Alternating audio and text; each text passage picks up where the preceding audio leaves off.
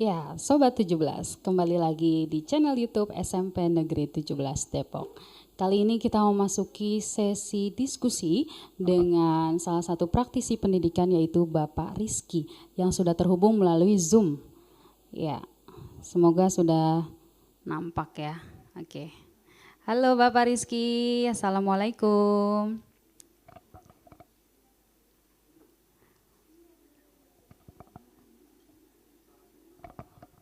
Halo, Assalamualaikum. Suara saya terdengar, Bu? Terdengar jelas Pak, suara Oke, saya oke, terdengar siap. jelas Pak? Aman. Alhamdulillah, baik Pak. Apa kabar Pak Rizky? Alhamdulillah, sehat. Ya, Senang Bapak, sekali ya. hari ini bisa berdiskusi bareng dengan rekan-rekan dari SMP 17 Depok. Tadi saya lihat juga anak-anak kayaknya lihat di YouTube ya. Iya Luar Pak, biasa, banyak betul. banget yang nonton. Terima kasih ya Pak atas kesediaannya hadir di sini. Suatu kehormatan kami bisa diskusi bersama dengan Bapak. Ya, terima kasih. Sama-sama, Bu.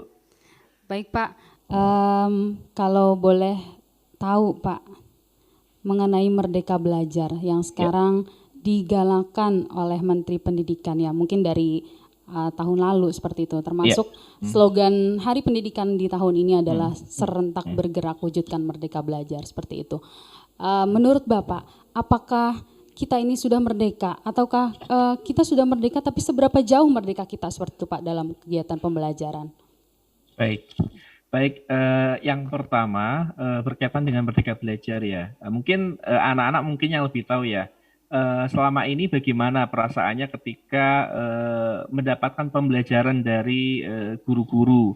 Mungkin anak-anak mungkin bisa nulis di kolom komentar atau nanti bagaimana ya. Nah, yang kami lihat, Bu, di beberapa yang kami dampingi, sekolah yang kami dampingi, guru-guru yang kami ajak diskusi, murid-murid yang kita ajak ngobrol juga, banyak dari rekan-rekan, kalau saya ibaratkan kata merdeka itu kebalikannya, Bu. Mungkin dari kata menjajah. Nah, kalau menjajah kan segala sesuatu yang dilakukan itu atas kehendak orang lain.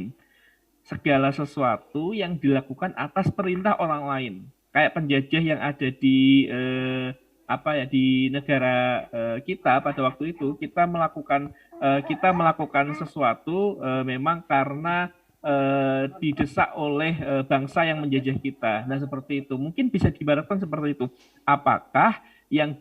Apakah siswa-siswa merasa seperti itu? Apa yang dilakukan itu bukan kehendaknya? Apa yang dilakukan itu bukan karena minatnya, potensinya, atau keinginannya, atau jangan-jangan perintah orang lain sehingga harus dilakukan, harus dilakukan, harus dilakukan. Nah, kalau masih seperti itu, berarti masih belum merdeka belajar. Itu yang kami lihat.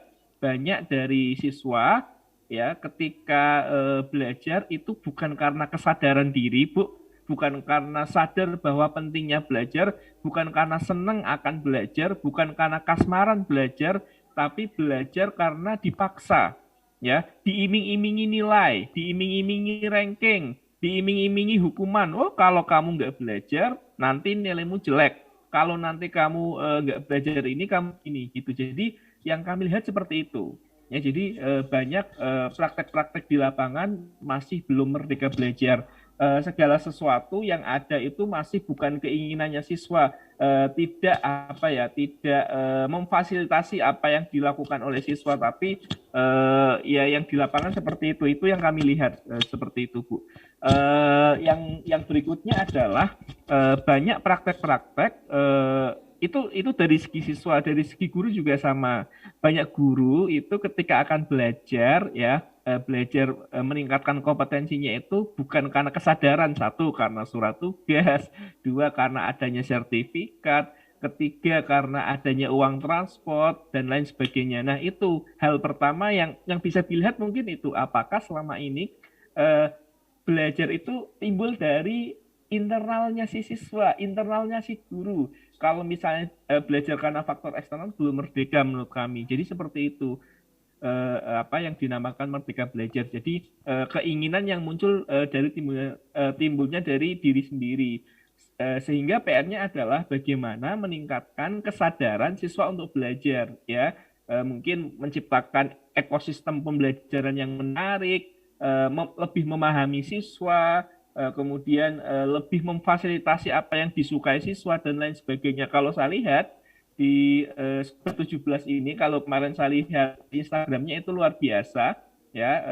Rekan saya namanya Pak Amirullah itu juga sudah mulai melakukan pembelajaran yang apa ya pembelajaran yang berdasar pada murid. Jadi saya ingat itu Bu, pada waktu itu Pak Amirullah bikin sebuah proyek namanya proyek berbicara ya, mendengar apa yang disukai anak-anak, memfasilitasi sebuah ruang agar anak-anak bisa berbagi, bercerita, sehingga dari apa yang didapatkan itu Pak Amirullah melakukan sesuatu pembelajaran yang berbeda di kelasnya, pembelajaran yang disesuaikan dengan kebutuhan belajar muridnya. Seperti itu Bu, yang kami lihat banyak di lapangan masih belum melakukan pembelajaran yang merdeka. Iya, terima kasih Pak atas jawabannya. Jadi kembali lagi yang namanya merdeka itu berasal dari internal siswa, internal guru. Jadi sejauh mana mereka sudah merdeka belajar, ya mereka sendiri yang bisa menjawab hal tersebut ya Pak ya. Ya, kalau guru ataupun siswa itu masih terkungkung, aku belajar karena guruku nakutin. Aku belajar biar dapat nilai bagus. Aku belajar biar ini. Itu masih aku belajar karena takut ini, takut itu masih belum merdeka belajar. Tapi belajar karena aku belajar ingin meningkatkan kompetensiku, aku belajar karena sadar dengan belajar itu aku penting karena aku butuh bisa mencapai cita-citaku jadi kayak gini. Itu bisa seperti itu. Baik Pak, jawaban yang sangat jelas sekali Pak. Simple namun sangat jelas. Baik Pak, apakah ada sekolah mungkin di Indonesia yang sudah menerapkan merdeka belajar Pak dengan seutuhnya? Oke. Terima kasih Ibu, pertanyaannya luar biasa. Jadi jadi teman-teman, perkenalkan saya Rizky Ramadhani, saya dari Sekolah Merdeka Belajar. Jadi saya tugasnya adalah dampingin sekolah-sekolah di seluruh Indonesia, teman-teman, untuk bisa menjadi Sekolah Merdeka Belajar. Dan alhamdulillah tadi pagi sebelum acara ini persis ya, dari jam berapa tadi? Jam 10 sampai jam 11, kami juga meluncurkan program Sekolah Merdeka Belajar di Depok. Ya, semoga nanti SMP 17 ada guru yang keterima, ada kepala sekolah yang keterima. Jadi itu yang kami lakukan, Bu. Jadi kami mendampingi sekolah-sekolah untuk apa? Agar gurunya punya kompetensi pedagogi yang bisa memahami murid, kompetensi pedagogi yang merdeka belajar, kepala sekolahnya juga sama. Sehingga guru dan kepala sekolah itu ketika berjalan bersama itu bisa menciptakan ekosistem sekolah yang merdeka belajar. Ya, sehingga anak-anaknya itu rindu akan belajar, rindu pingin sekolah, ya seperti itu. Ketika akan ada bel bunyi itu nanti anak-anak, ya kok bel bunyi sih padahal asik di sekolah. Gitu. Nah, kalau ditanya contohnya salah satu, kalau teman-teman lihat sekolah Cikal itu ada di daerah Cilandak, ya itu sudah menjadi sekolah merdeka belajar kalau saya lihat. Jadi dari proses pembelajarannya, melibatkan orang tuanya, memahami muridnya, ya melaksanakan berbagai program di sekolahnya, itu sudah merdeka belajar. Jadi memang memfasilitasi apa yang ada di diri anak, itu menumbuhkan potensi, menumbuhkan minatnya. Seperti itu, Ibu. Terima kasih Pak jawabannya. Jadi kita bisa belajar dari sekolah Cikal ya Pak. Kalau di Jakarta adanya di daerah Cilandak seperti itu ya Pak ya. Iya, terus ada lagi sih sebenarnya rekan-rekan di Depok, kalau Ibu tahu ada sebuah komunitas yang luar biasa namanya Komunitas Guru Belajar Depok. Komunitas tersebut itu sudah bergerak luar biasa ya kalau saya lihat ya. Gerakannya luar biasa untuk apa? Untuk mengajak guru-guru bisa merdeka. Itu lewat apa? Lewat kegiatan-kegiatan yang dilakukan, lewat pelatihan, pendampingan gitu. Jadi guru-guru tersebut juga sudah mulai di Depok juga ada sekolah Laswardi, itu menurut saya juga sudah merdeka belajar. Kalau teman-teman ingin belajar bisa ke teman-teman Laswardi tersebut. Itu sih yang saya lihat beberapa sekolah yang merdeka. Terus sekolah merdeka belajar di Depok itu ada beberapa lagi, tapi saya nggak ingat. Nanti yang akan menemani program Sekolah Merdeka Belajar di Depok ya, harapannya nanti teman-teman dari SMP 17 ada guru-gurunya yang lolos, kepala sekolahnya juga lolos, kita bisa dampingi bareng-bareng nanti. Seperti itu, Bu. Ya, terima kasih Pak. Ngomong-ngomong tentang Merdeka Belajar nih Pak, saya juga sedikit kepo di Instagram Bapak nih Pak. Ada kegiatan pameran karya di situ Pak. Boleh sedikit diceritakan Pak tentang kegiatan tersebut Pak? Nah, ini juga salah satu miskonsepsi sebenarnya ya Bu ya. Eh, Selama ini asesmen yang terjadi di sekolah apa teman-teman? Drilling soal, ngerjain soal, ya. Asesmen drilling soal itu tuh nggak dimulai ketika ujian semester, dari ulangan harian, dari tugas-tugas LKS, semuanya udah drilling soal. Tapi coba kita refleksikan bareng-bareng. Kalau drilling soal itu, hal apa yang bisa apa ya, bisa dikaitkan dengan kehidupan? Itu yang sering kita lupakan, ya.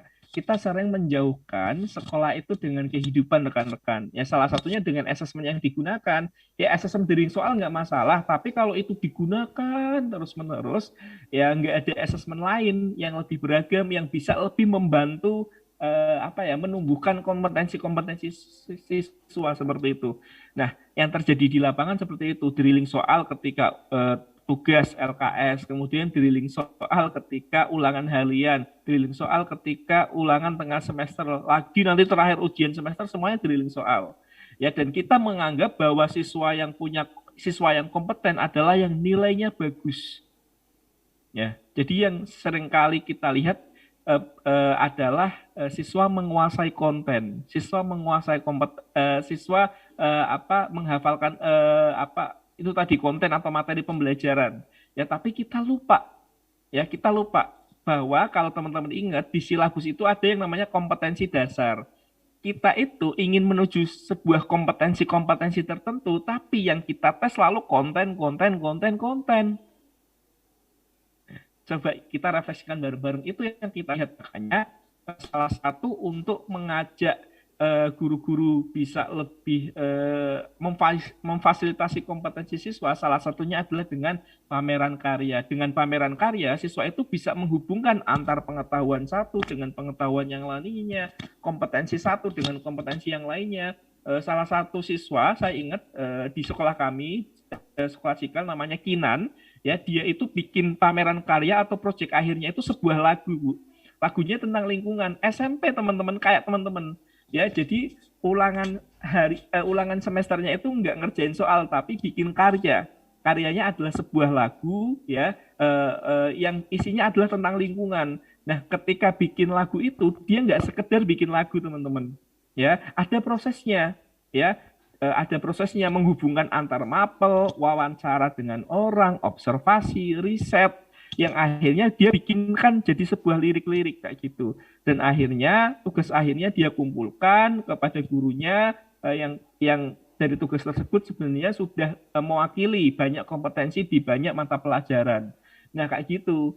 Ya, jadi selain memfasilitasi minat siswa, potensi siswa, juga pameran karya itu sebenarnya bisa mengintegrasikan antar mapel. Selama ini kan antar mapel itu kita pisah-pisah. Kalau ngerjain UH, US, UTS, dan lain sebagainya itu selalu masing-masing kan antar mapel. Nah, kalau pameran karya tidak. Pameran karya itu bisa mengkaitkan antar mapel, bisa mengkaitkan kompetensi satu dengan kompetensi yang lainnya, yang mana itu bisa lebih relevan dengan kehidupan, yang mana itu bisa lebih memfasilitasi minat-minat siswa seperti itu, Bu. Itu pameran karya. Dan jangan khawatir, kami bikin gerakan pameran karya agar apa? Agar setiap sekolah berani mengubah ulangan yang selama ini drilling soal diganti dengan pameran karya, portofolio, proyek, dan lain sebagainya. Karena apa? Pak Menteri, Mas Menteri Nadiem Makarim sudah bikin peraturannya. Mas Menteri Nadiem Makarim sudah bikin peraturannya. Saya agak lupa peraturan apa yang bisa mengubah ulangan tersebut dengan pameran karya. Jadi jangan takut untuk mengubah itu. Berani menuju pendidikan atau pembelajaran yang merdeka belajar. Seperti itu, Bu. Terima kasih sekali Pak atas jawabannya. Jadi mungkin kita harus melakukan penilaian yang lebih kontekstual ya Pak, yang lebih bermakna buat dia di kehidupannya sendiri, seperti itu ya Pak ya. Dan memang saya juga mempercayai bahwa setiap anak itu adalah bintang. Tidak bisa kita samakan semuanya itu menguasai kompetensi yang sama, seperti itu ya Pak ya. Iya, di kami sekolah Cikal, pameran karyanya itu ditentukan temanya, Bu. Jadi tema ditentukan pun itu dari hasil kesepakatan dengan siswa, kira-kira tahun ini temanya apa ya, dan antar siswa nanti pameran karyanya beda-beda Bu. Jadi ada yang bikin tentang lingkungan, tadi si Kinan pakai lagu, ada yang bikin komik, ada yang bikin video, ada yang bikin campaign di Instagram Bu. Dia bikin campaign, bikin Instagram, itu sekolah anak-anak kelas 9. Bayangin anak-anak kelas 9 tugas akhirnya adalah tugas-tugas yang dekat dengan mereka gitu. Nah, pameran karya itu di berbagai negara juga sudah dilakukan. Di India bahkan ada beberapa anak punya pameran karya adalah bikin pelatihan kepada orang tuanya yang nggak bisa baca sama nulis Bu. Itu. Terus di anak-anak Malawi di Afrika Selatan bikin pameran karya kincir angin yang bisa mengaliri daratan sekitar yang tadinya di desa tersebut kering jadi nggak kering. Jadi itu ketika pameran karya sesungguhnya si siswa didekatkan dengan kehidupannya, nggak dijauhkan. Nah selama ini mungkin seperti itu ya yang dirasa. Jadi dengan pameran karya satu siswa bisa lebih berempati, tahu persoalan-persoalan apa yang ada di lingkungan dan mencari solusi dari apa yang ada masalah tersebut. Seperti itu Ibu. Luar biasa sekali ya Pak tentang Merdeka Belajar ini. Ibaratnya kita ini benar-benar memanusiakan manusia ya Pak. Nah, ya. Kami sangat menyadari juga keterbatasan kami di sini. Apakah ada kiat-kiat dari Bapak sehingga kami tuh ibaratnya bisa mengejar ketertinggalan dari kemerdekaan ini Pak, seperti itu? Baik, senang sekali sih kalau ada sekolah yang mau berubah, yang mau belajar ya. Hal pertama mungkin yang bisa dilakukan ya adalah coba refleksi bareng-bareng. Mungkin ada satu pertemuan antar guru ya atau guru dan kepala sekolah, nggak usah membahas administrasi, nggak usah membahas apa, coba bahas refleksi. Selama ini puas nggak Bapak Ibu dengan mengajarnya? Nanti diajak ngobrol bareng-bareng tuh gurunya. Kemudian yang kedua adalah selama ini selain puas, apa tantangan yang dihadapi? Apa kesulitan yang dihadapi di sesi itu? Nanti mungkin kepala sekolah bisa memimpin atau ada satu guru yang memimpin sesi-sesi refleksi kayak gitu, dan itu bisa dibiasakan.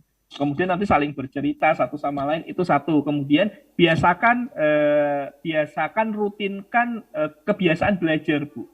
Itu jadi alih-alih setiap minggu digunakan untuk rapat yang membahas tentang administrasi, sarana prasarana, lomba-lomba dan lain sebagainya, kenapa nggak digunakan untuk berbagi praktek baik? Misalnya minggu ini ada Bu A, nanti dia bercerita tentang praktek baik yang sudah dilakukan di kelasnya. Nanti teman-teman yang lain menyimak dan ikut refleksi. Nanti gantian minggu depan siapa. Jadi gitu. Itu satu. Jadi biasakan refleksi, biasakan belajar, kemudian mulai berubah. Ya, ketika bikin RPP, satu jangan copy paste dari internet, kedua jangan sekedar keinginan kita, coba mulai dari memahami murid, keinginan siswa itu seperti apa, masukkan ke RPP-nya, seperti itu. Kemudian berikutnya adalah mulai lebih libatkan orang tua. Biasanya mungkin saat ini dilibatkan di 3 kegiatan saja, ketika membahas iuran di awal, ketika ada siswa bermasalah, dan ketika menerima hasil belajar, libatkan pada proses pembelajaran, jadi guest star, jadi bintang tamu, ya, ajak orang tua berdiskusi tentang nilai siswa, ajak orang tua terlibat dalam pameran karya, ajak orang tua ada sesi-sesi mentoring atau pengasuhan kepada orang tua.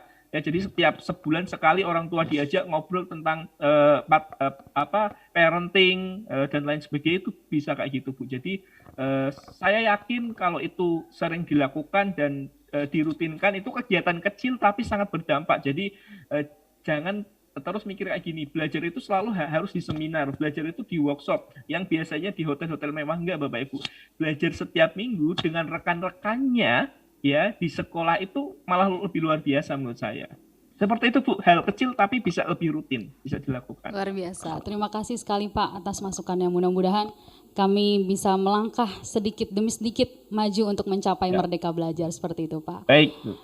Bapak, mungkin ada sedikit saran ataupun pesan bagi kami, khususnya di SMP 17 dalam belajar sehingga bisa terus semangat Pak. Oke, yang pertama saya dari Sekolah Merdeka Belajar tadi menyediakan beasiswa. Kalau Bapak Ibu tadi lihat di peluncuran SMB, silahkan bisa digunakan sebaik-baiknya. karena kami akan mendampingi itu. Jadi tadi kalau Bapak Ibu lihat minimal ada 4 guru yang ikut seleksi dan 1 kepala sekolah. Gunakan waktu untuk seleksi itu, nanti kami dampingi 1 itu.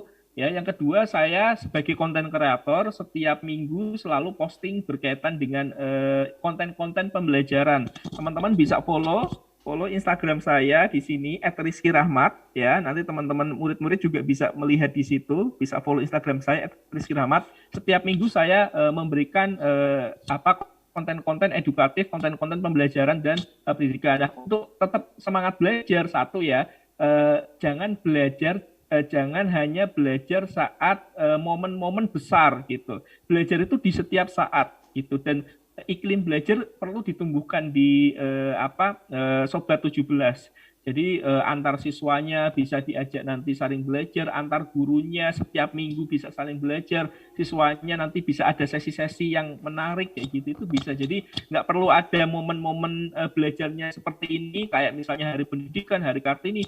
Hal-hal kayak gini bisa setiap minggu, hal-hal kecil tapi bisa diulang. Ya, jadi jangan bergantung pada event-event besar, tapi bisa belajar setiap hari, setiap saat. Seperti itu, Ibu.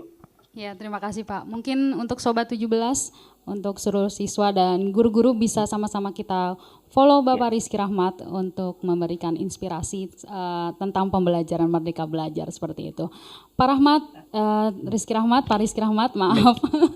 Karena di sini ada nama Pak Rahmat juga, jadi saya jadi ingat.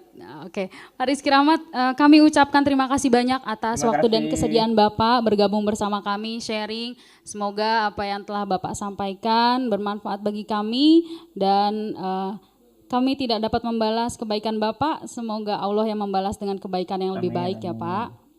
Terima kasih teman-teman dari Sobat 17.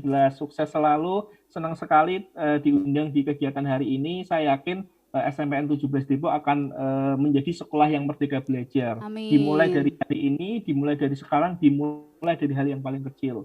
Semangat semuanya. Salam Sobat 17. Ya, baik. Terima kasih Bapak atas waktunya.